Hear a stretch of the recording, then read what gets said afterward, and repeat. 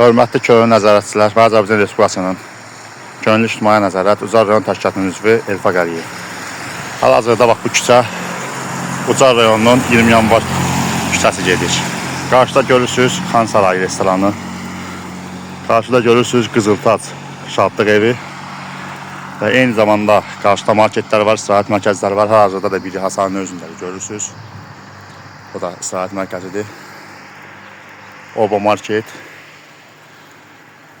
5-6 dənə küçənin belə deyək də, yəni məhəllələrin başıdır. Hal-hazırdakı gördüyünüz bax bu zibillik analog olmayan zibillikdir Ucar rayonumuzda.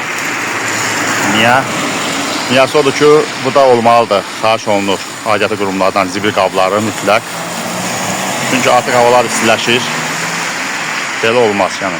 Buradan it, pişik, toya gedən, nişana gedən olmaz belə valla. Hal-hazırda görürsünüz.